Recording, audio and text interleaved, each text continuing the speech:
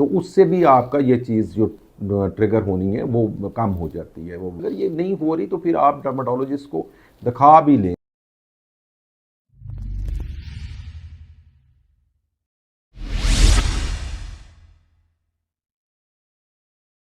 बिस्मिल्लाहिर्रहमानिर्रहीम नहमदु व नसल्ली अला रसूलिल करीम। मैं डॉक्टर हारून रशीद हूँ, मैं एक डर्माटोलॉजिस्ट हूँ।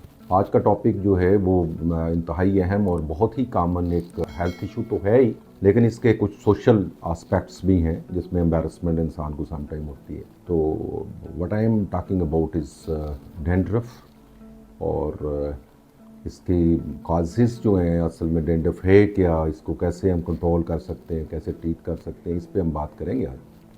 तो डैंड्रफ जो है ये बेसिकली स्किन के जो टर्नओवर है सेल्स की, स्कैल्प की, वो इंक्रीज़ हो जाती है। नॉर्मली तकरीबन 28 दिन में सेल टर्नओवर होकर गिरता है, तो ये इससे पहले गिर जाता है। तो ये एक रीज़न है। वो फ्लेक्स की शक्ल में भी हो सकता है और बारीक छोटे छोटे ज़र्रात की शक्ल में भी हो सकता है।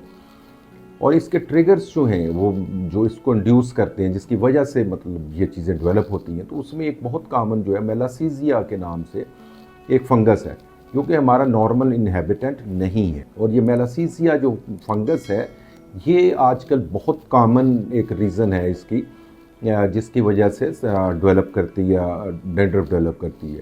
उसके अलावा स्ट्रेस है, कोल्ड वेदर है, या स्टाइलिंग जेल्स वगैरह या हेयर प्रोडक्ट्स हैं जो पर्टिकुलरली अल्कोहल बेस्ड होते हैं। तो ये वो फैक्टर्स हैं जो कि बेसिकली इसको ट्रिगर करते हैं, इसको बनने में मदद देते हैं या इसको इंड्यूस कर देते हैं। और मेलासीजिया जब भी इन्वॉल्व होता है तो उसमें ये इन्फ्लेमेशन, थोड़ा सा इन्फ्लेमेशन की तरफ भी जाता है पेशेंट सम टाइम, और उसमें सीबम ओवरफ्लो ये भी होता है।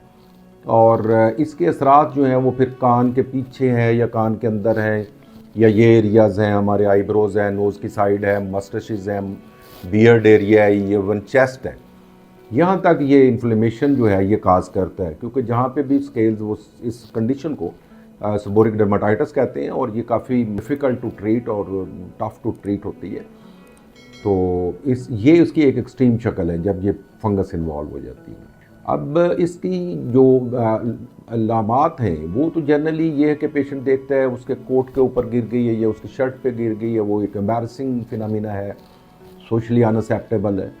और इसके अलावा इचिंग हो सकती है, और सम टाइम अगर इन्फ्लेमेशन जो है वो रूट्स तक चले जाए तो उसकी वजह से हेयर थिनिंग हो सकती है, हेयर फॉल हो सकता है। और इसकी बाकी ये सेबोरिक डर्माटाइटिस वगैरह जो है वो उसको ऑब्वियसली एक नया, इसकी जो डिज़ीज़ का एडवांस शक्ल है वो सेबोरिक डर्माटाइटिस की है।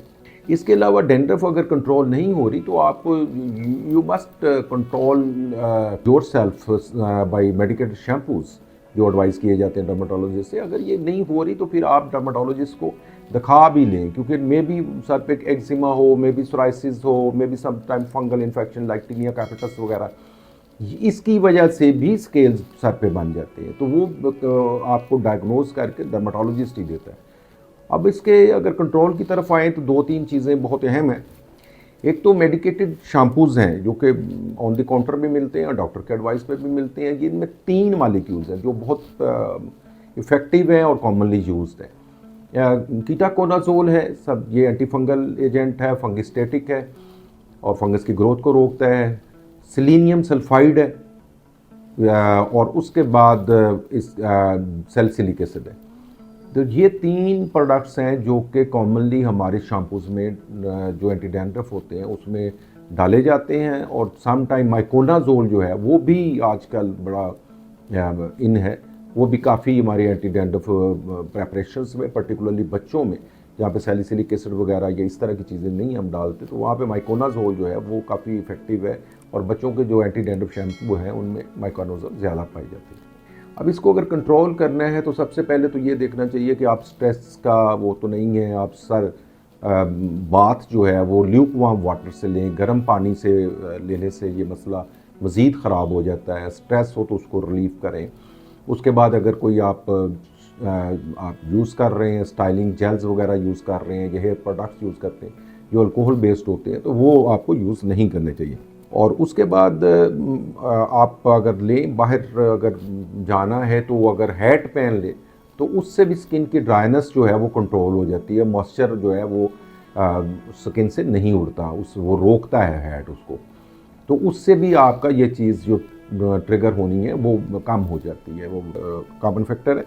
उसके अलावा मॉइस्चराइजिंग शैम्पूज़ मिल जाते हैं या हेयर मास्क मिलते हैं, तो वो भी हम इसमें ऐड समटाइम कर देते हैं टू कंट्रोल दी डैंड्रफ।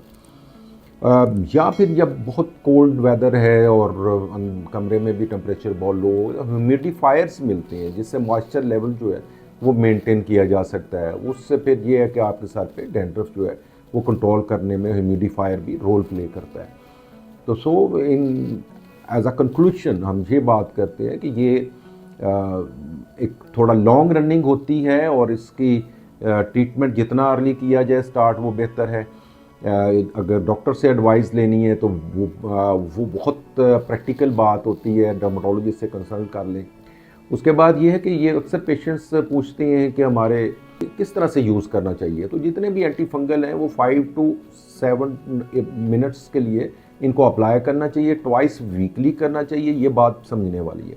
इससे ज़्यादा यूज़ करेंगे तो समटाइम आपके जो बाल हैं उनमें रूखापन आ जाता है, उनकी लस्टर कम हो जाती है, उसमें टेक्सचर में प्रॉब्लम आ जाता है। तो इसको इससे ज़्यादा यूज़ नहीं करना चाहिए।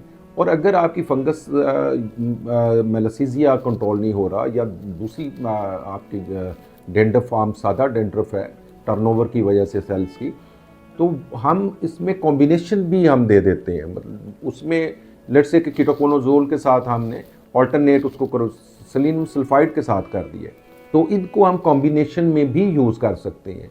तो ये कंट्रोल अचीव करने के लिए वो पॉइंट है जब यूजली पेशेंट फेल हो जाते हैं सिंगल एंटी डैंड्रफ पे जाते हुए।